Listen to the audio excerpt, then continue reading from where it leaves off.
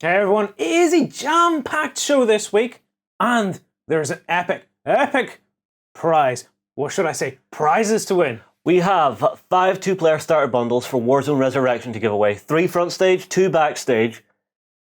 I've been playing it all week and it's lovely. Is that your excitement? This has got me up near my Wild West Exodus excitement levels from me playing with Rob all week. Well, it should. That sounded wrong. It should do after all the effort we've put into making this fabulous table to play on. A fabulous table is only half the battle. The game must stand on its own 2 feet, and it stands on them like nothing else. Right. That is cool. Now, so if you want to be in the chance of winning one of those starter bundles, comment on this show here on beastsofwar.com or on YouTube or on Facebook. And don't forget, we're splitting it up. 3 prizes are going front stage, 2 are going backstage. So if you want to get another chance to win, join backstage, and you've got 2 more chances to win there as well, because there are 2 being given away backstage. Oh man, if you're not a backstager, now is the time to take a plunge, and you can do a free trial and comment for a chance to win. Sneaky. John, you're not in this show. Nope. We're not going to see you until the XLB Bye, ends. John. See you Sunday. So get the heck out of here so we can get on with the show. From Viking halls to the cities of the future, terrain buffs will love our foreground hub. Watch gaming tables of all genres come to life at beastsofwar.com.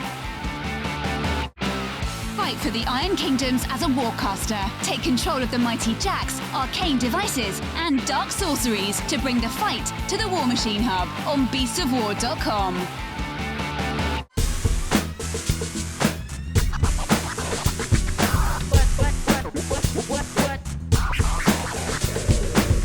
Good morning, Saturday morning in the Hobby Lab. Yeah. We kind of had to hijack this room and boot Kristen and Sam out this week because we've been filming a ton of Warzone stuff. That's exactly it. Other than doing hobby labs and stuff, we have now burst the cherry for filming in this room. Popped the cherry. Burst the cherry.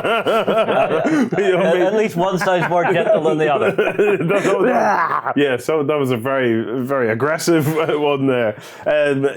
What do you think of the table? What do you think of the table? I've loved playing on this. It's good? It's brilliant, especially for Warzone, because you have your trench board on the other side here. Yeah. You've got your military compound, and you've got your dead zone in the middle. Yeah. Excellent. Well, we're going to have Rob from Prodos on the show. He's going to be, Yeah. well, he's going to be in this show later to talk about AvP, but he's going to be on backstage to talk about Warzone. Yes. What you guys were getting up to. We've been recording a ton of Warzone content, and a lot of us have been having like sneaky demo games and stuff like that during the week. Yeah, because it's so light and quick to get stuck into. It's fabulous. Of course, as you probably know by now, on this episode, over this weekend, we're going to be giving away 5. Whoa, what? 5 full-on 2-player starter packages, each one worth over 100 quid. It would be. Hundreds of squids With grabs. everything that you need. So there'll be 5 winners, and you'll win everything you need for you and a mate to get started in Warzone. Cool. How cool is that? So probably 3 from this show, and then 2 being given out on backstage. So we're giving out 5 in total this weekend. Can I just quickly get a quick thank you out there? Yep. Because I've been receiving stuff in the post, and I haven't had the chance to put it in on camera yet. So if you've sent something, the chances are I'm still going to talk about it. I just haven't had the chance to get it squeezed into a weekender. So you're telling me you have the belly of Father Christmas, but not the replying skills? Right. What? Was that not funny at all? I'm not getting between 2 brothers whenever they start sniping at each other. I'm staying well away from this one. I want to say a big thank you to Paul on the site, who has been trying to give me this book now for over a year. Just under a year, because it was QCon last year that you was meant to have that received to you, because that year at QCon I received a little miniature of him. Mm-hmm. So you see people do get a little miniature of him, or a little miniature from him? Of him. Yes. From him. Of him, from him. Yeah. Paul was one of the backers of the Warzone Resurrection Kickstarter. Yep, and he got himself turned into Brigadier. Went in at a level to get a miniature of him. Something that Prodos is one of the kind of the services that they provide. Yep. Like, as well as Prodos being the manufacturers and developers of Alien vs. Predator, which we're going to be talking about on the show, Wars and Resurrection. Yep. But the other thing is that they provide a lot of services to third parties. So they have the complete kind of turnkey thing going on where you can get them to design your miniatures to your specification. They do all the 3D printing of masters and stuff in house. They can do the manufacturing and the casting. They can also they're also doing plastics. They're doing all sorts of stuff. So one of the things that you find in Paul's case is he was able to go into that Kickstarter and get a miniature of himself. Yep, and currently you and me are waiting for our heads to be turned into head swaps. Yes, we're getting heads developed. So, but is this a standard service or a special service? No, it's a standard service. You know, if for example you're running a hobby store, you could go to Prodos and say, I would like to create my own custom line of miniatures or terrain pieces or objective markers and things like that. And work with them, and they can do the kind of like a turnkey service for you based on your specifications. So you say, here's what I want to achieve. Their CAD designers will work with you on it. They then go to 3D print, and then from 3D print, it then goes into manufacture. They create the molds, they do the manufacturing, they give you the quantity that you want. You sell them through. You go back for more, and so on and so forth. Cool. It's incredible. You know, and the quality of the stuff, like this is quality stuff like the pros make, because they are pros. You know, it is really, really high quality results. And a lot of the companies that have been going to Kickstarter now, you'd be surprised at how many of them actually work with Prodos behind the scenes to actually get their stuff to get their all their development and stuff done. But I'm looking forward to seeing our heads. You know, they have a great little service out now. We're holding off talking about it until we've actually seen it and seen what the end results is like. But basically, you take some photographs of your head, striking a pose, side, back. You know, you send that to them, and then their digital sculptors make 3D heads from it and then cast them up. Yeah, and it's not just an identical one of your head, because they can turn you into an elf, an orc, a South Park character, the works. So they'll do the characterization for you? They do all of that for you. And it's only 80 quid. Another way you could do it is you could play, there's Connect Sports Rivals on the Xbox One. Yeah. And I bought it a couple of weeks ago. Right. I never got around to scanning myself, and I scanned myself at the weekend. Oh my God, I look amazing. Really? I look hot. But it did a really good job of characterizing me. Yeah. You could probably take photos of that and send that. Probably could. You could take a screenshot. I don't know, it would look amazing. Yeah. Well, anyway, a big, massive thank you to Paul. He knows my love of all things Battle of Waterloo, and he has sent me Sharp's Tiger, Bernard Cornwell. It's one of the books that the Sharp series is based on. So I'm looking forward to getting stuck into that on our trip to Salute when the three of us... And when are you going to get time to read on the trip to Salute? You're driving.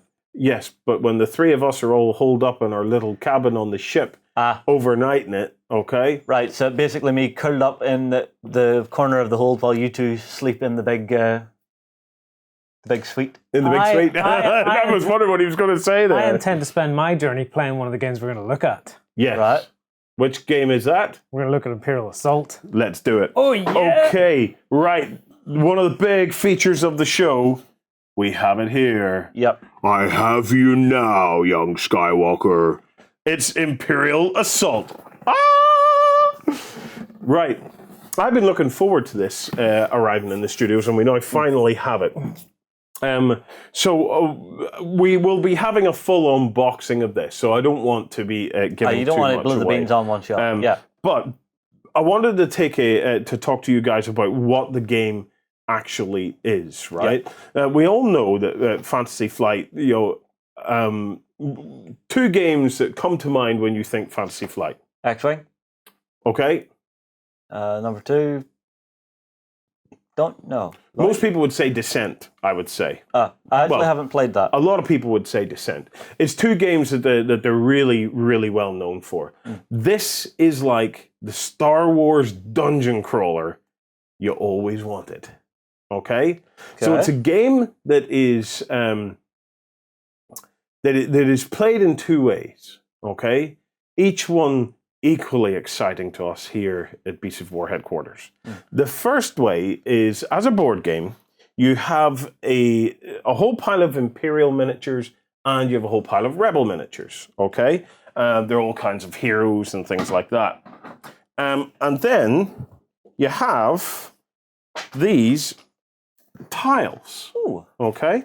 So let me just quickly open this up. Again, I'm going to do Old Faithful and just get the teeth stuck in, boy. I wish you would do this off camera. I know, it's every time we go to do anything on the Weekender, I'm always getting stuck in there with my teeth to get the thing open. But Before you do it, give it here. Give it here. Yep. too late. I've sniffed it all off. Okay, Love that right. smell. So, in here, you have a whole series of tiles, and you can see that they all interlock. Yeah. And they're all double-sided as well, okay? So that's kind of some forest tiles. There's some ones that are clearly from the Death Star. Look at that. And what's on the other side of those? Cantina? No, that's not the Cantina, because the Cantina is coming soon. That's the Death Star. That's the compactor. I think so. Okay. So the first game option basically is one player acts as the Imperial. So it's up to 5 people can play it. Okay. So one player acts as the Imperial player, and he controls all the Imperial forces, including Vader, etc. And then you have up to 4 other players, each controlling a hero. And what they're doing is they're completing a series of missions, and your characters level up and gain in powers and abilities as you progress through. It's like a little boxed RPG dungeon crawler for Star Wars. It is exactly as I said. It's a dungeon crawler for Star Wars. Star Wars Descent? Yes. Ish? But no, the rules are not the same. As far as I'm aware, I'm still getting to grips with it at the moment. Well, you mentioned the rules. Yeah. There's a whole series of little books that come with this. Yeah, let me show you. Because I was having a brief look at it, because I knew we were going to talk about it, so I have a quick look at the books, and I quite like the fact that they've broken it up into lots of little books. It feels a lot more bite-sized. Are your 4 books. This is your journey into Star Wars in 4 books. And it starts with this one, which is Learn to Play. Okay? So in this book, Justin, it takes you through all the basics of your movement, how the cards work, how your threat dials and stuff like that work. So basically, I get through this book, I can move, I can shoot, I can fight in close combat, and I know what's going to happen whenever I'm starting to get threatened and stuff. Exactly. This covers all the basics. In true Fantasy Flight style, there is all of the different little components of That's of a lot the of game. tokens and cards. It's again. Well, if any of you have played X-Wing, for example, it's full of little tokens and cards, but it's all really well done. Now, what I was digging out here is, see this dials, very similar to the sort of dials and stuff you get in X-Wing, because there's like the control panel of your threat level and stuff. Yeah. So be warned, it is a typical Fantasy Flight game in that instance, in that there are a ton of tokens and tracking and stuff like that there. But even just reading through the component list, you can start to get a feel for the vibe of this game. 39 deployment cards, so 10 story mission cards. 14 side mission cards, 18 agenda cards. Even from those first 4 items that I'm reading off, you can tell that there's a ton of narrative in this game, built into this game. Well, and narrative comes because one of the books is just about doing campaigns. Yeah. Well, after the Learn to Play, you also have what's called the Rules Reference Book, which is here, Rules Reference Guide. There you go. Okay. And the Rules Reference Guide has this handy A to Z on the back. So it's very quick to look up the various things, because I was checking up movement. I'll explain to you why I was focusing a lot on movement. But movement, page 19, bam, you're in there. A nice quick reference for expanding the rules. Yeah, so basically, I now know the basic mechanics. This book now is going to allow me to finesse the rules to really hammer it home. This is the book that you refer back to. This is the one you read. Read this, work through this. If you're enjoying that dungeon crawler experience, then move on to this, the campaign guide. Because the campaign guide is going to start taking you through all that kind of dungeon crawler type missions. As you're working through that, you can refer to this as you hit upon things that you don't particularly get or don't particularly remember from the Learn to Play. Now, and then what's the last one? Just before we move on past this campaign guide, I mean, when you flick through it, every page you're landing on, you know, cool campaigns the whole way through the book. Yeah. Yep. Every single page has nicely laid out maps. Yeah, and then if you look at the very back, you've got, on the very, very back of the book, you've got your character sheets. Let's see. Very back cover. So you can just photocopy that, and you have your character sheets just printing out, happy as you like. Let me get some of that on the actual close cam. For example, here's a good layout. And all of this is in these tile sets. Yeah, they all go together to make all of that. There's quite a lot of variety in the way they've there you go. See the way you're in forest, and then you're into like a base or something like that. Would that be the Endor shield generator? Pretty much. Pretty much. You know, it's there's all sorts of layouts and stuff that you can do. The quality of the components, top notch. That's one of the things that really excites me, right? Because we've played with Star Wars miniatures in our gaming group. Yeah. We played the old Star Wars miniatures game. Right? But it's always a case of we sit down and nobody really has any idea why the hell we're playing it. Yes. Whereas a nice campaign book is going to give us You've got a bit of a story to drag you along. Especially if you're bringing in new players who tend to just run off and do any old random stuff and you're sitting there going, what a waste of an evening. Look, we've reached the stage in development where Fantasy Flight have so much experience of these kinds of games. You look at some of the weaknesses of the previous Star Wars miniatures game. The first one was the vast majority of the play spaces were always somehow folded up printout that you ran out on the table and then that was that. What have they done? They've done tiles because we know that since Space Hulk and you can do a tiles work. A generic set of tiles which can become a customized gaming space. Absolutely. Let me talk about the other aspect of the game, because so much as the dungeon crawling aspect of it sounds fantastic, I'm looking forward to it. And I would imagine most of our viewers are probably much more excited by the other side of this coin, and that is this little book here, which is called the Skirmish Guide. Okay. Now, what this does is this changes things. It's no longer one player acting as the Imperial baddies and then everybody else one character. This is wargaming. Oh, yeah! So hang on, they've turned it into a war game in how many pages? Well, just for curiosity. 6 pages. So they've turned this game into a war game within 6 pages. Yeah, and only about 3 or 4 pages of that's actually rules. But wait, that's quite clever. Well, we have to qualify this. You still play on your tiles. Yes. Okay. No, so I want to qualify this. Okay. It's basically it becomes a 2-player game. Okay. Although I can't see, having read through it, my own initial thing, I can't see why 3 players or 4 players couldn't play this. But it's a 2-player skirmish battle game where you each create your own army, right, and then face off against each other. Okay, that can work. It has an activation phase. Your start of your round of abilities, you activate the figure groups, and then there's a status phase where you ready the cards, draw the command cards, end of round effects, pass the initiative. The rules are effectively identical for the dungeon crawling one, except it guides you on how you create your armies and how you work through. So it's giving you points cost for certain characters and stuff. But as Lloyd says, you still play on the tiles. And this is why I was saying earlier, that, I was looking for movement, because I was wondering, did they change movement the way, for example, in Dust Battlefield, and it was the core rules of Dust Tactics, and then they changed movement. They took off the grid stuff. So if you wanted to go full on hobby on this, and design your own battlefields and tables and stuff like that, there you would have to do it with some kind of a grid in place, unless you special world it, or you just use the tiles and just do some great layouts and fight battles out. Well, it's not a mass combat game. What size is the grid on these? Is it 1 inch square?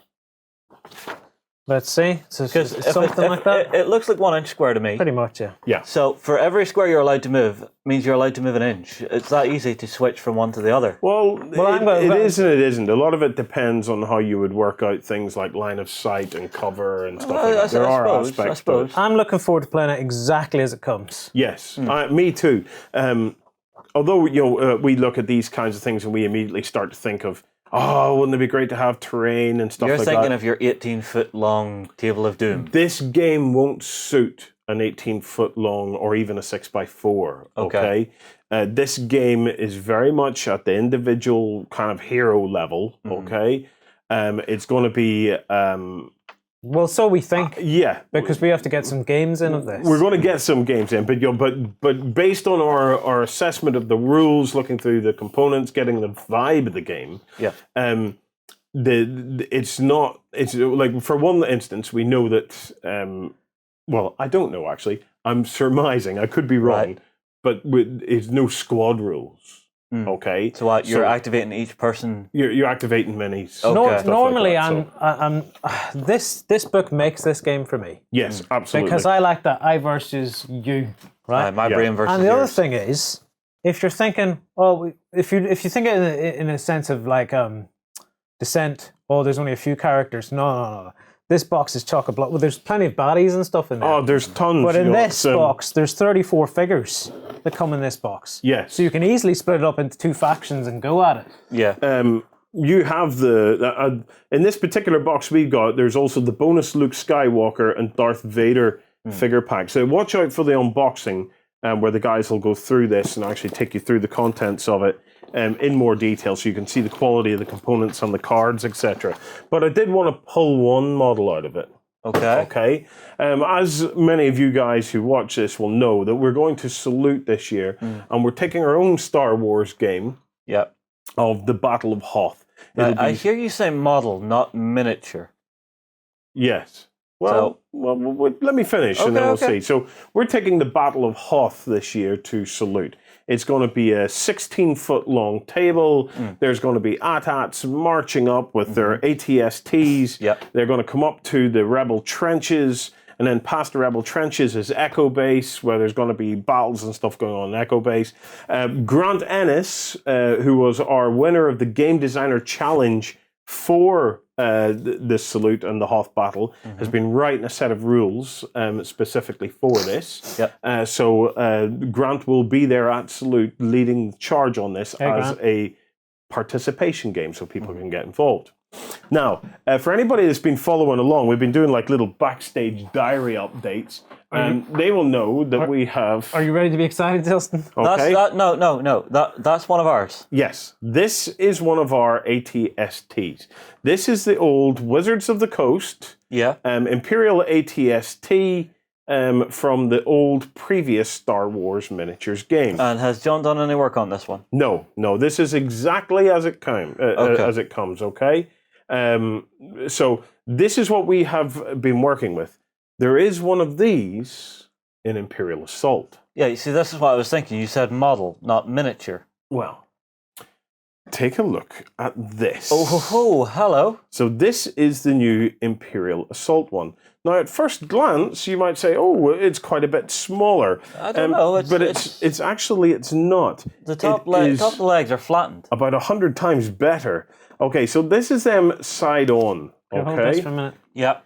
Jump So if you hold one, I'll hold one. If Lloyd doesn't go head first into the table, and I'll hold the other. Now, just from there, I would like to point out immediately the differences. Okay, first is on the level of detail on the models.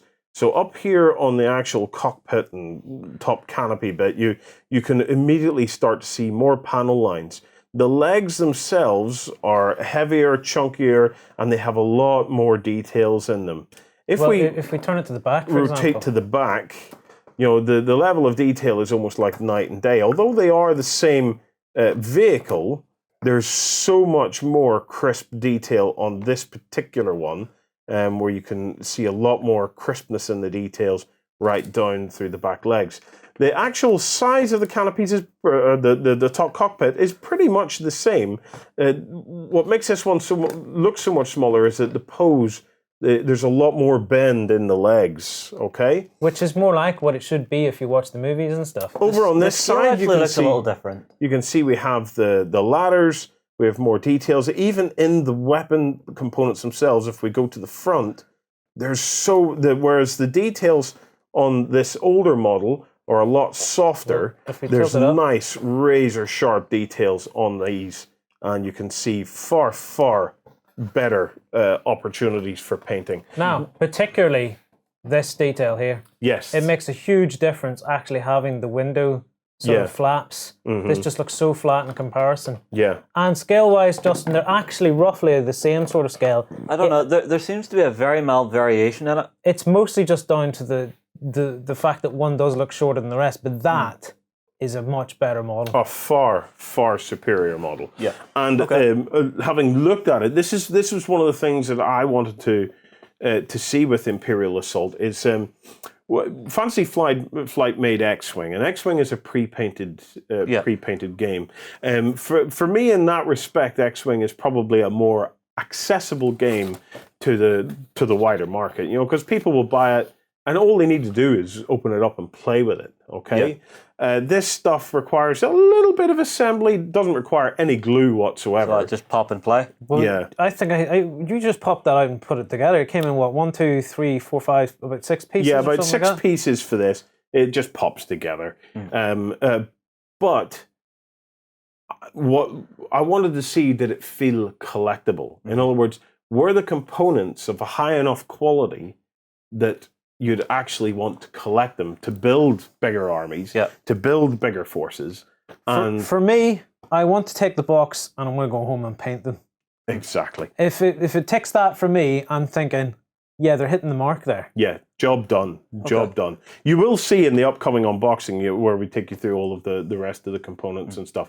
They have done a bang up job in the models. This one I thought was a particularly nice opportunity for us to show off. It'll be interesting to see how the infantry have turned out compared to the older ones. Yes, well, it's all light years ahead of the Star Wars miniatures in terms of the details of the models. Are they at the same level as an actual hard plastic kit? No, but for a game token, I assume they're superb. But they're gaming models. For me, I'm gonna throw myself at this game. Yeah, like you throw yourself at dust because I want to get into a Star Wars game.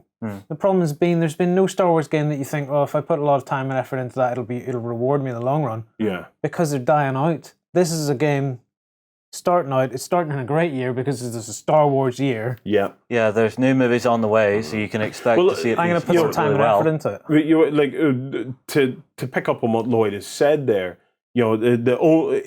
Until recently, before the launch of X-Wing, there was very little in the way of Star Wars that we could play. The Wizards of the Coast license had finished, a couple of years before. Yeah, there was nothing. X-Wing came out. It's been a fabulous success. It's been an amazing game, and we're really looking forward to doing a ton of stuff on X-Wing.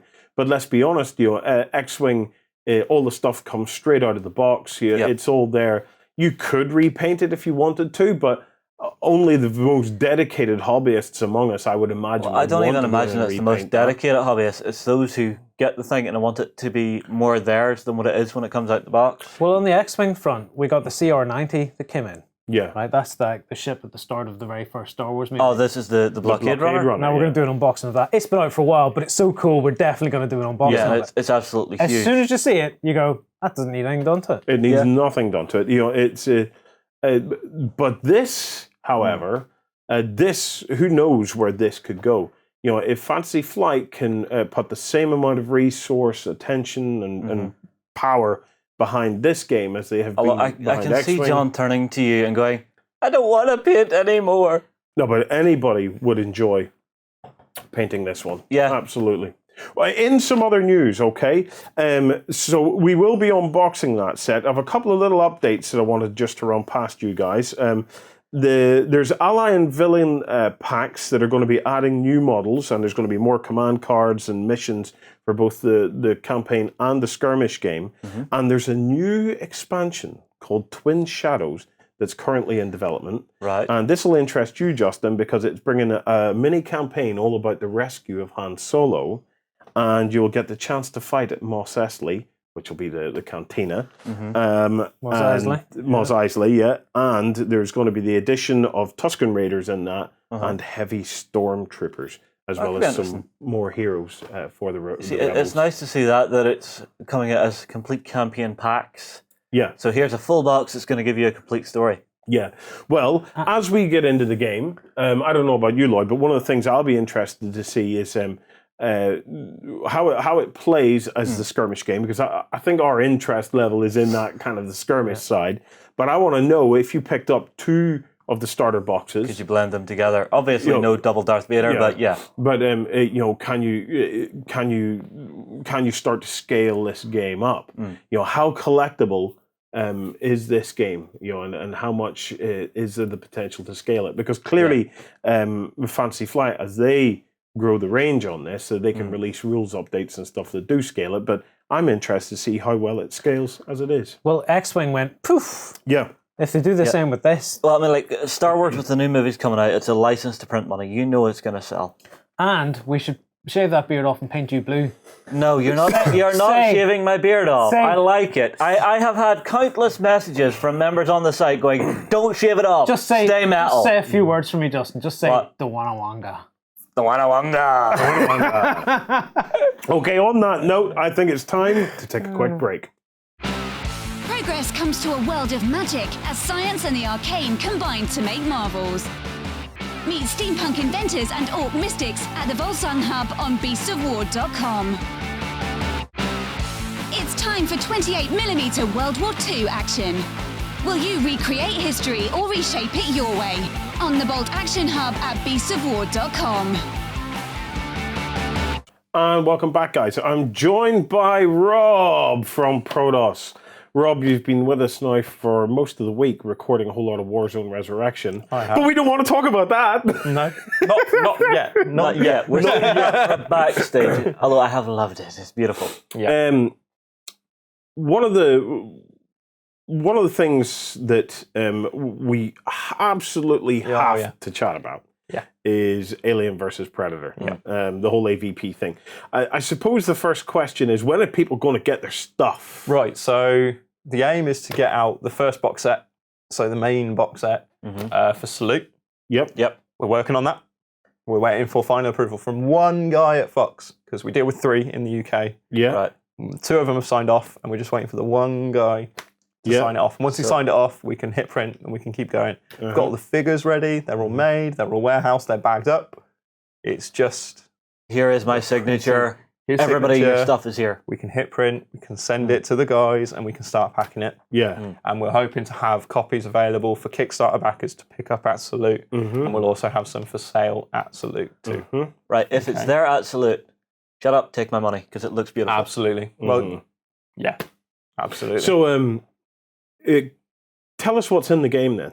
So tell us about the game. Okay, cool. So it's kind of an expandable board game. Yeah. So you start with your board game, which is tiles, tunnels, dice, tokens. You set up your board and you move models around the board in tunnels of a spaceship. Yeah. Yep. Okay, they start the game as ping tokens, which are then turned over and turned into models once an enemy model spots them. Yes. Okay. And does that apply to all of them, whether you're all of them? Doesn't matter what race you are, that's what you're doing. Okay. How you spot people might change depending on your faction, because we think that's suitable and fluffy. And the 3 factions that are in it is obviously you have the aliens, you have the predators, and you have colonial marines. Colonial marines and Wayland Yutani, humans. Yeah. Inside the box set, the thing that everyone is mostly concerned with is what figures you get, obviously. Yeah. So you get 3 Predator warriors, you get 15 aliens of different breeds, which are infant aliens and stalker aliens.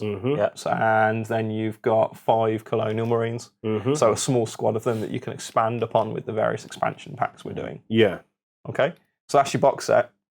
And then beyond that, we're going to be releasing expansion packs, which are unit packs, which you'll bolt onto that box set and use with it. Yeah. So things like the Alien Crusher, Alien Queen, Predator Hellhounds, Wayland Yutani, Power Loaders, stuff like that. That's what I want to see. They're really, really cool. The models are beautiful. We actually found this floating about online. Is it one of yours?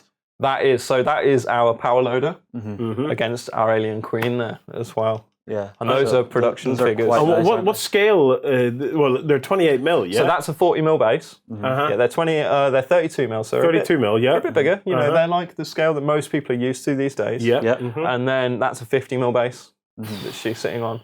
Yeah. So they are really corking figures. Yeah. Okay.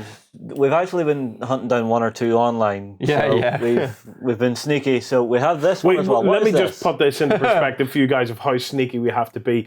You guys aren't allowed, as it stands, to release any images until all this final approval is in place. So you guys have actually gone out of your way and looked around on the internet. We have went scouring on every blog or forum where they've managed to sneak something. Yeah. We're just going to totally put you on the spot now. It's fine. I didn't know they were going to do this. What's this one then? This is the Crusher, which is a large kind of rhino tank alien that's got rules to smash through buildings and stuff like that. That sounds fun. It's really cool. Yeah. It's around yay big.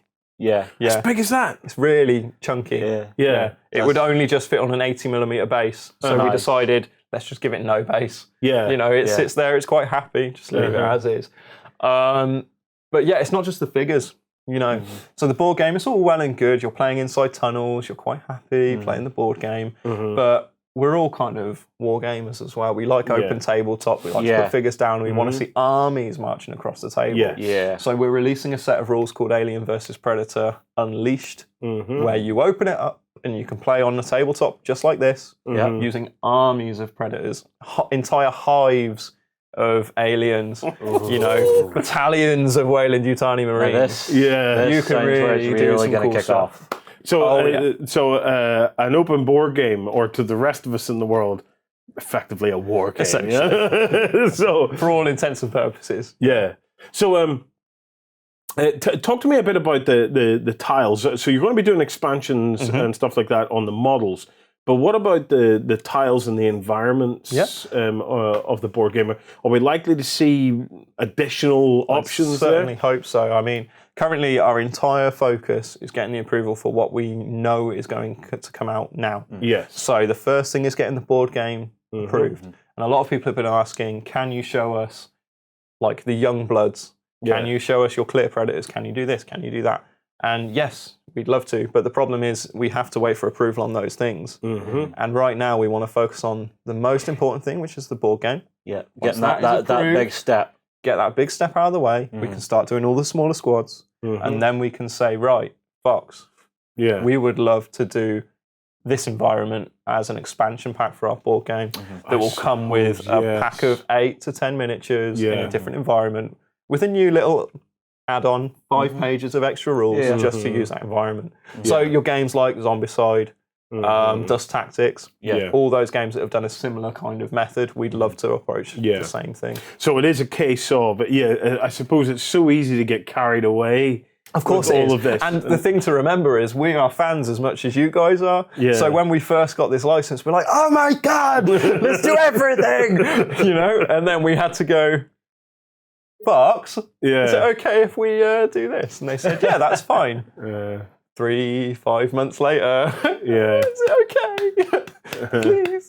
You know, so it's that whole sign-off process. So there's a ton of ideas there, but it's getting it all through the pipeline, getting it signed off, getting everything. Yeah, I mean, behind house, we've got folders full of concept art for various squads that we want to release, various bits and bobs, but we just cannot talk about them. Can I get a one-way ticket to their office just so that I can break and steal this and bring it back here for everybody? And I would be afraid to, Justin, because I think they'd probably find you lying in a casting bin covered in predators and aliens going, with them trying to climb through that thing on your face. What? There is nothing wrong with my beard. I look like Ming the Merciless. That looks like one of the environments we've been developing for the game. How did you capture the feel of the game? Well, I cut it with my mustache. In terms of, Alien versus Predator is a crossover. Yes. Okay? It's a crossover between 2 movies that were entirely distinct. Oh, yeah. Okay. Yeah. I suppose they shared a lot of commonality in the intensity and stuff like that. I've seen a couple of moments through the movies where, if you notice in the background, there's little blend moments. So you'll have a Predator with an alien skull on his trophy rack and things like that. Yeah, well, that happens in Predator 2. Yep.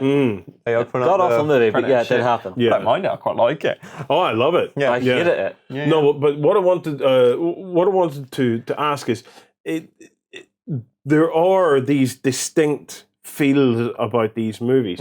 How did you go about capturing the vibe of this whole IP into the game in terms of the mechanics and Okay, cool. So the first thing we as a company approached Fox about was the fact that we were very, very certain that it had to be set in the Colonial Marines timeline, so that we can have the three factions there, and so that people could, focus on the aliens side of things as well. So you've got a Weyland-Yutani ship, you've got all that background, and that goes back to the original Alien vs. Predator novel by Steve Perry called Prey, which the AvP movie is based on, but they tried to make it a modern theme film so that people associate with it more, but it actually, for a lot of people, Requiem then that was based on that, or the first The first AvP film. Yeah. Requiem wasn't based on any fiction that's already been written for AvP, but the first one was based on a book called Prey. It's very, very good, and that's set in the Colonial Marines timeline. So we went for that. And obviously using the comic books as an arcade game, various bits and bobs. And to get the kind of setting, obviously we sat down, we watched all the films we could.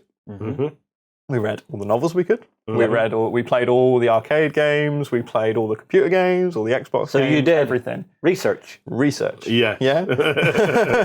Hard work, this research, isn't it? Very hard work. But yeah, we looked at the game mechanics. We got a basic game mechanic for moving through tunnels and doing all that kind of stuff. And then realised that actually all the factions should be different. So the Colonial Marines should have scanners. They should be able to work as a squad. They should be able to have a forward, assault, and tactical retreat, and rules for that in the game. The aliens should be able to level up as a hive. They should be able to learn what their enemy does and react to enemies better. They should be better in their own environment as well. Predators should be prepared for everything. They should be combat monsters. They should be very few of them on the board. So basically, the super elite. They're super, super, super elite. And what about things like Predator invisibility cloaks and stuff like that? All in there as well. So actually, we have miniatures that are clear resin Predators, so that you can represent those on the board. Also, that if you're a person who doesn't like to paint your armies, you can be lazy. You can have invisible Predators as your Predators in the game. You just need to get the bases done. That's handy. So I know a few people who will be going for that. I know at least one. Plus, they're only around 3 parts, Warren. So you only have to stick the arms on. Kickstarter. Okay. The whole thing was funded through Kickstarter. However, if you go to the Kickstarter page now, it's unfortunate. It's down. It says it's down, subject of an IP dispute. How about? Do you want to give us the background on what's happened? Give us the full story. There's 3 parts to that story. So I'll cover it briskly. First part was that we accidentally did take our Kickstarter down. We wanted to clean it up. We wanted to remove some content that we'd put on there that Fox weren't happy with. And unfortunately, the whole page went down. So we spoke to Kickstarter and said, look, we want to put it back up, but we do have to run an edit before we put it back up. Because Fox wanted us to remove some stuff, because we wanted to remove some stuff to make it cleaner, better, and more appropriate to our product. That we were going to release. Kickstarter have an open policy so that customers see every single element of the project. So once you've posted something on there, you cannot remove it under any circumstances. And so they said the only placeholder they have for their website and that they're willing to put on their website is that it's subject to an IP dispute. There's no IP dispute. Fox are happy with what we're doing. We're absolutely fine. The only dispute was that there was some imagery on Kickstarter they didn't want us to use. So actually, the people who have caused this problem are Kickstarter themselves. That's fair enough. So, okay. We can understand that. So put our minds at ease, though. Okay, Absolutely. so when it says IP dispute, clearly it's an automated message. We've had a similar thing happen to us with YouTube. Oh yeah, you did. But in terms of the game is safe. There's no reason for us not to make it. You know, that we've invested so much money in it. Fox has invested money and time in it. We have a huge, long list of customers who are waiting for it. Yeah. There's no way. You know, from us, from Fox, from Kickstarter, there's no way that it's not going to happen. You know? We've got £400,000 worth of product manufactured in our warehouse, waiting to go out the door to customers. So it is just sitting there waiting on that signature. It's waiting on the signature and the printing of packaging and physical boards and like printed material. It seems a really, really silly thing for it to be held up for one signature, you know. Well, it'll always come down to one signature. Oh, I know, but there's always it's that nice last to know step, that every other step up to that is ready to rock and roll. And the hardest part is that throughout, and some people will pick up on this, is that for a long time we've said, we're very close, we're very close, we're very close. We have one signature left, one signature left, one signature left. And it's always, there's this left. Oh, and by the way, guys, we also need to look at this. And we need to get it proofread, and we need to get it, you know, hoop. And now Fox have told us, this is the last signature you need. Yeah. You know, so we're now getting the point of sale approved so we can have it in shops on proper displays, have posters made, have this kind of internet stuff that I would have loved to show you guys as well, you know. Well, this is the kind of game I could see popping up in a Waterstones or something. Well, yeah, we're talking to all those kinds of companies, you know, so Waterstones, Forbidden Planet, Toys R Us. Yeah. Really? Genuinely, yeah. So we hope to start seeing the finished box product of the core game. Is there a very long list of stretch goals and things after that need to come through? Or there are. Are they all going to be subject to this kind of? Or it shouldn't be quite as long. Do you find the machine speeding up a bit as you've started to work through it? So the rulebook that you get in the board game comes with all the rules for the add-ons that we've done so far. Yeah. Okay. So all those add-ons, all that we need to get approved for those is a box of tokens that comes in the box, which are counters to use as ping tokens in the board game, and the actual box itself. Yeah. Okay. We now know what the process is from doing it with the board game. So what Fox expects their copyright to be on the box, where they expect it to be, how much of our copyright can be on there, how much of the fact where we've manufactured it, child safe certificates, recycling signs, all that stuff. We now know what to do. So that process should be a lot shorter. Yeah.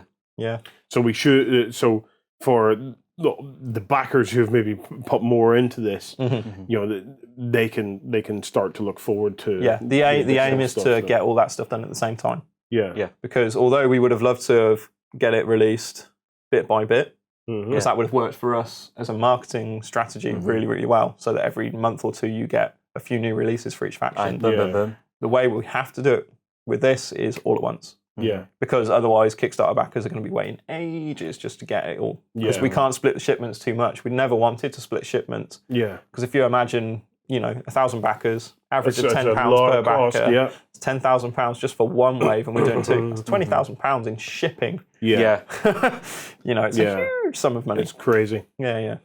Okay. Well, guys, stay tuned for that. Totally. For anybody that's interested in the AvP, we may have something of interest for backstagers. Oh yeah. To begin with. Oh yeah. Come September. Oh yeah. So okay, something I've not been involved in while Rob's been here. He's been having quite the good camp. Good camp. Okay, Warren, I swear to God, subtle as a brick in mid-flight, but yes. We're working on it. Yeah. So we're working up on that. We're just waiting on a signature. If you're interested in that, definitely post below, or I might put a wee link to a little form that you can fill in that as and when we have absolutely agreed. And the only agreement is that we just need to work out what's involved in putting together beautiful gaming tables. Stuff, you know. And we've got some really cool plans. I don't think it's going to be a problem. I don't think it's going to be a problem either. We're just it's just more about, do we have enough time to build it all? Can we make it? We need Bob the Builder, because then we could. Yeah. Right. But we have John. Oh, we have John, the hobbyist. We are going to be talking to you tomorrow about a whole lot of Warzone stuff. We have a Warzone mini-series on the way, and we have Warzone demo games and all this beautiful stuff coming. But before we head off for another break here, what about other stuff that's coming from Prodos? What other kind of things are in the pipeline at the moment? Okay, so for Prodos itself, our focus is entirely on Warzone and on Alien vs Predator. So getting those two licenses really established. I mean, Warzone's growing every single week in terms of what we do, and what we've done with Beasts of War is going to just it's going to blow people away. And it's awesome. We have had a lot of fun this week. So what we're doing as a company now is we're offering our services to a lot more companies out there. So we manufacture stuff for all sorts of people. A lot of people in Poland, but also people in the UK, in Serbia, in various countries around the world, even the USA. So we're doing that in terms of 3D printing, manufacturing, concept art, writing, all sorts. But one of the big projects we're working on right now is with one of our actual business partners called WordForge Games, who are behind Guardians of Eden, which is a kind of entry-level role-playing game for kids. That's been shelved for a bit, and we're working on a board game called Devil's Run. Right. Okay. And it's a post-apocalyptic car wars game. Sold. Sold. Carmageddon. Just It's 20 mil scale, so it's perfect for Matchbox cars, Hot Wheels cars, those sorts of things. We're going to be making we're making them their own range of figures to use for this game. It's going to be one box set. It's going to be on Kickstarter in May. And it looks really, really cool. Okay, watch this space. Fantastic. Yeah. Fantastic. Well, look, Rob, thanks so much for joining us. Yeah. I cannot wait to get stuck into Alien versus Predator. Like I said, if it's something of interest, you might want to keep a weekend in September available. Guys, we're going to take a quick break. After the break, we're going to be talking Salute. Criminal gangs control the streets and lunatics make twisted schemes as night falls on Gotham. Join the Batman at the Batman Miniatures Hub on beastsofwar.com. Anime cyberpunk style meets skirmish combat in Infinity. Experience 8 high-tech factions and fight to control the human sphere at the Infinity Hub on beastsofwar.com. That Alien versus Predator. I'm looking forward to that, and if that subtle brick that you dropped happens, I will be incredibly happy. It sounds like I've missed something interesting. You have. Boot camp. Yeah, I'm looking forward to it. I think it's going to be great. I also think it is. I'm looking forward to seeing what tables we would do for something like that. Yeah. It's a challenge, but it'll be interesting. That's the only thing that's the challenge. That's the challenge. That is holding us up from just saying, we're doing it. So. Sure, just talk among yourselves. Okay, right. Well, remember, guys, by commenting on this episode here on beastsofwar.com, YouTube, and on Facebook, you could be in with a chance of winning one of 5 starter bundles. So it's enough for you and a mate to get into Warzone Resurrection. Let's be precise. If you do that on this particular video, the Saturday video, it's one of 3. If you come across and join us on Backstage, you have a chance to win one of another 2. That's true. So if you're wanting to get snuck in with maybe a 4th chance, maybe? That could be the way to do it. Come across and join Backstage. Okay, Salute. It's fast approaching, so we're going to do a bit of talking on it. It's very fast approaching. If you are based in the UK, on the 25th of this month, Salute 2015 takes place at the Excel Centre in London. If you are not there and you don't have a good reason or a sick note, you are nuts. Utterly nuts. You have to make the trip down to Salute because you have to do it at least once in your life. Oh, it's the best gaming show in the world. Maybe bar Gen Con or something like that, but certainly in the UK. For us. Hang on. You don't like to fly. No. So in your world where you don't fly. Yeah, well, in my world where I don't fly, and I drive the whole way to get there. That's how good it is that I'm prepared to drive with him in the car. You torture me in the car. I'm your. Well, you don't fly, but I'm essentially your in-flight entertainment. Yes, if I did fly. Let's just sum it up. Probably one of the best, if not the best, show in the world. in the world. Yes, in the world. It's a great show. Regardless of where else you've been, it is always worth it. It's Agincourt is the theme this year, isn't it? Yes. What's? I'm so glad you brought that up, Lloyd. I know nothing What do you know about Agincourt? I knew absolutely nothing about it. So much so that I sent to Sam, put me some notes down. So I can say something sound intelligent. And Agincourt, is that Henry V or something around that time? Here you go.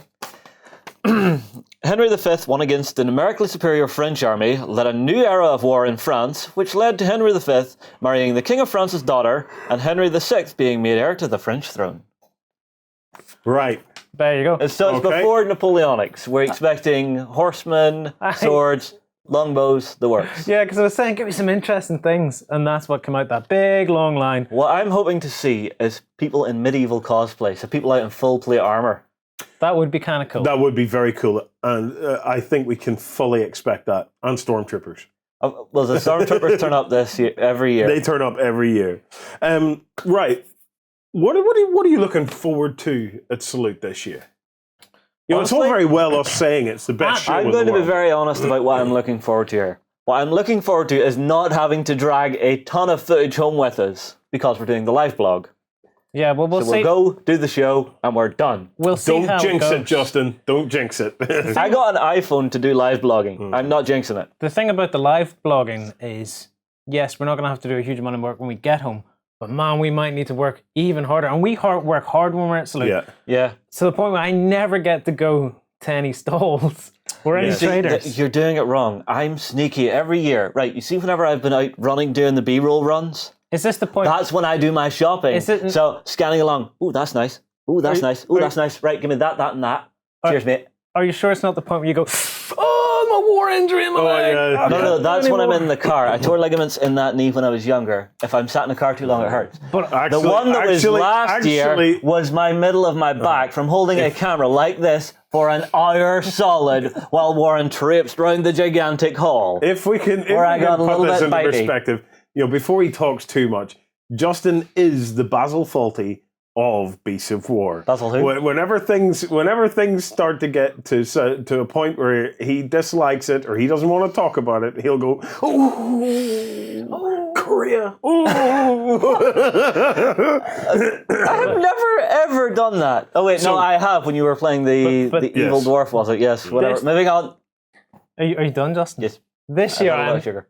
Are you done, Justin? No. This year, I am hopefully trying to get to some traders, and I have a couple of key ones to get to. Yeah. I absolutely want to go to MicroArt because I love the foam terrain stuff. Yes. It is possibly my favorite terrain. I know we have a lot of cool HDF stuff, but I love the foam terrain because it's all just one piece and it's really quite... Well, let's quickly show this stuff off. So this is terrain using a kind of like a hard expanding foam. Yep. So you can see it underneath. So what they have is they create a model, they make a mold, and then they put this kind of expanding foam in it. Yep. And it's it's quite a solid finish. You could cut into it with a knife or whatever. Yeah. Here's another one. It's got a couple of little resin add-on pieces on this one. But look, if you knock it onto the floor, or if say you've got young kids who are playing your war games, they're not going to destroy this very easily. You wouldn't do this with a lump of resin. No, because you'd be scared of cracking yourself in the face. But that's what's great about it. And you also wouldn't be waving a piece of HDF building around like that because you'd be worried about bits falling off or whatever. Hence why that's on my list of targets to get to at Salute. Because this stuff I shove in my backpack and I go home. I took all that stuff home and painted it on Easter Monday. Yeah. And then I shoved it all back in my backpack and brought it all in for the shooting. At which point you handed it to John and just went, here, weather that. No, I did not. I said add some additional rust to that. It's very, very durable stuff. There's no doubt about that. I would say this is, if you've got youngsters who are playing war games, this is the ideal stuff for them. It's ideal for anybody. It's really, really robust. On the subject of terrain, if I can state a preference, I'm definitely going to the foreground stand.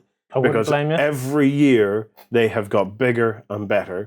And a little bird tells me that this year is going to be the biggest they've ever been, with some brand new kits only available at Salute. My per bank account. The brand new kits launching at Salute. Guard Tower. Do you know for the Fabled Realms. Oh, I'm looking forward to that. You know what I'm wondering about, though, is last year we'd seen these space corridors. Yes. Yes, they were doing the sci-fi stuff. Did they arrive? No, they're still working on their whole thoughts on 28mm. I'm hoping sci-fi. they bring some of that this year again, so we see where they're going. If they're still working on it. The crazy thing is how quickly Foreground can turn stuff around. You know, it's we've seen the Stoic Arms was from concept to release in 6 weeks. Yep. You know, we actually have an unbuilt one. I still need to take it home and knock it together. There are some other new releases. Like I've heard that we could be looking at an Afghan compound for your kind of the moderns and stuff like that. Well, they've already done Adobe buildings and stuff. So there's it's a stand that I really want to see because they also are very supportive of clubs and things. So I think one of the clubs is doing a 15-foot long World War II table. 15 foot? That's a foot shorter than what we're doing. Yeah, we're a foot longer. Every little helps, Warren. At least that's what you told me. But I'm very much looking forward to that, and I'm also looking forward to seeing some of the saga and the kind of the Dark Age type stuff they've got going on. And it's a fabulous stand. They're fabulous guys.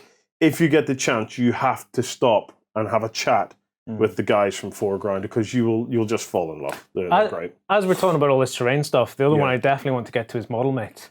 Now, the good thing about that is every year we end up sitting beside Model Mates, so I can just literally reach across and go, I love that, I love this, I love that. Yeah, and every year he comes along, he has a new effect or something that he's brought along with him. So I think a couple of years back he had done the nice verdigris. Yes. Then the next year he had done a really cool blood effect. So I'm looking forward to see what he came up with this year. Absolutely. If you watch Beasts of War at all, and if you're a backstager, in Backstage we have the Hobby Labs where we use Model Mates weathering sprays. If you pass me one up, Lloyd, I can throw it under the close camera. Yeah, nice rusty This is red. the stuff we're talking about here. This is basically a beautiful kind of a rusty effect in a can. It takes something and gives it that kind of effect there. It gives it that darkened, rougher effect. Yeah, it's we use this stuff all the time. This board wouldn't have been possible without this. We came back to actually touch the entire board up, and I think we went through maybe half a dozen cans. Yeah, just going nuts on it. The other thing is on this particular model here, this rust effect, which is the best rust effect in the business, is actually rust in a pot. It's a little pot from Model Mates. You shake it up, you dab it on, let it dry. Toothbrush in it, or a paintbrush in it. Dab it on. It goes on as a black liquid, and then it turns into rust. Give it about 2 minutes, it turns into rust. It's fabulous. It comes in at least 3 flavors. There's a bright yellow, there's just a regular rust, and then there's a copper one. Copper rust, a more ready rust. I want to try the copper one. I've used the others recently, but I haven't used the copper one. I'm going to give that actually a try probably the next few days. Yeah, it's definitely Model Mates is one to check out. Yeah. Right, Justin. Who do you want to go? Seeing as you're just itching to talk and tell us. Fine. I said I've had a lot of sugar today. Apologies, but no, for me it's going to be some of the independents because they always bring out cool new individual pieces at the show. And also I want to get to places like Otherworld and Hassle-Free for all the little individual fantasy minis and stuff because I don't know, I love picking up little role-playing characters, painting them up. Yes, I don't role-play as much as I want to, but it's nice just to be able to pick up just a nice little wizard or something and work away on it. I'll tell you what, I came down with a thump just before we come in to do filming. Right. Because I was thinking, Saloot's coming up. I'm going to get myself some Smart Max models. Yes. Right, because it was a couple of weeks ago I mentioned this in the XLBS that I had, well, if it would come up, here he is. I have this Streetball Willy model, right? Yes. Now I got this, it must be 5 years ago. Yeah. Yep. You got it on our first trip to Games Day back in 2010. And he's still in the box. To Salute. No, it was to Games Day because it's the first trip I ever took with you guys. We were up in the middle of England in the Lead Belt. I got. And it was where I picked up my first set of Kedar. I got that at Maelstrom. Oh, did you get that at Maelstrom? Right. Yes. Okay. Have you ever opened it? I've opened it and looked at it. But at the time, I didn't really feel like much of a confident painter 5 years ago. I've got better because I've been doing an awful lot of hobby and stuff.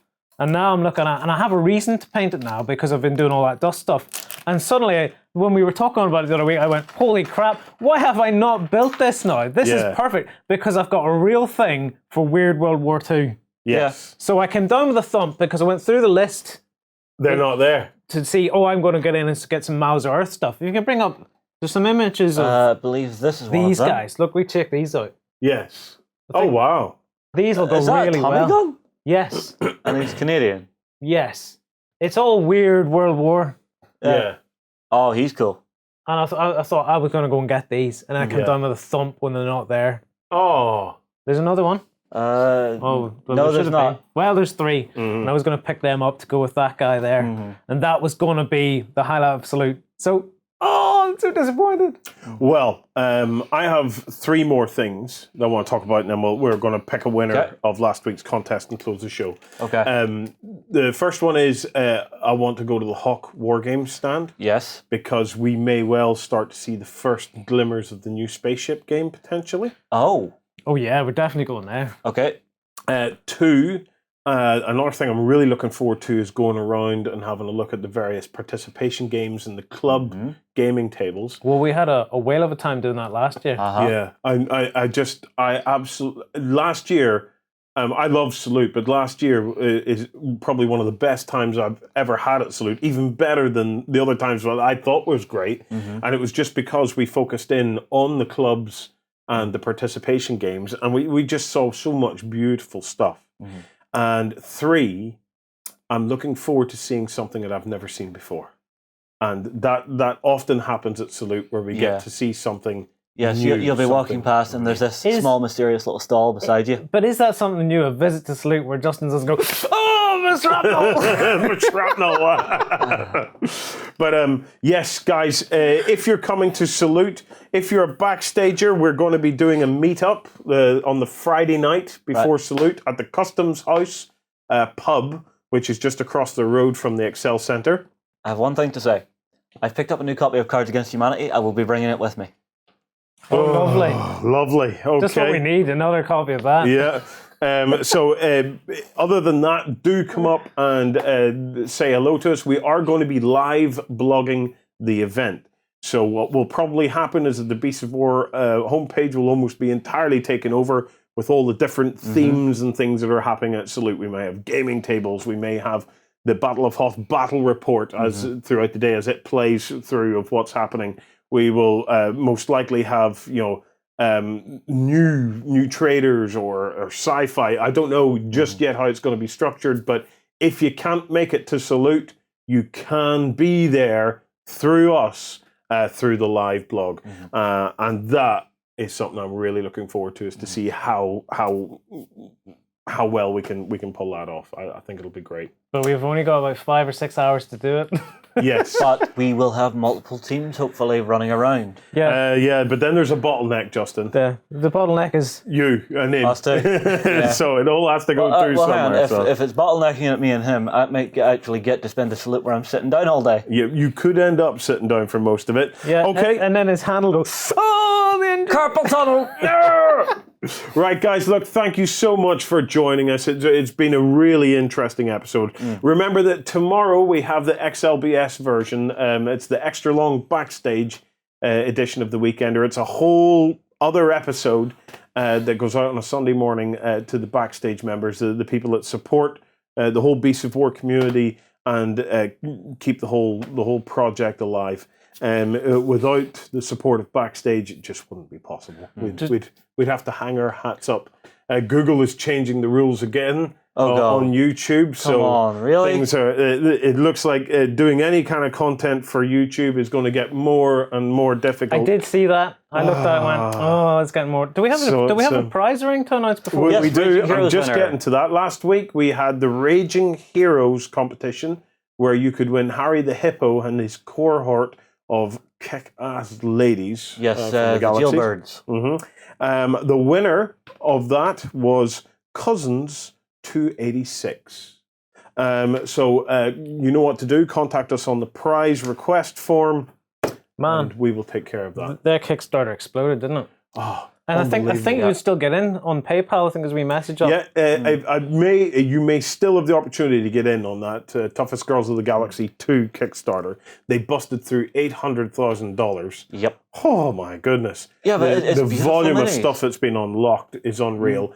if you get in at the particular pledge level, before anything, you get $286 worth They kept up on that, didn't they, as they ran along? As more people came in, it started at $200 worth of freebies. By the time this thing ended, last time I seen it was $250. Yeah, it was ended up with $286 worth of freebies. Yeah, not including your pledge. Your pledge. That's awesome. Just unreal, guys, gents. Thank you very much for joining me. I will leave you in the capable hands of Justin. My assassination attempt, it failed. I'll leave you in the capable hands of Justin and Lloyd as they'll be meeting you tomorrow morning over on beastofwar.com for the XLBS version of the show. So if you want to see these beautiful mugs, come on over. Yep. Yeah. So until we see you again next week, have a great week of gaming. Humanity has been driven from Earth, but now it's time to take it back. Join the Reconquest and fight the Scourge on the Drop Zone Commander Hub at beastofwar.com. Anime cyberpunk style meets skirmish combat in Infinity. Experience 8 high-tech factions and fight to control the human sphere at the Infinity Hub on beastofwar.com.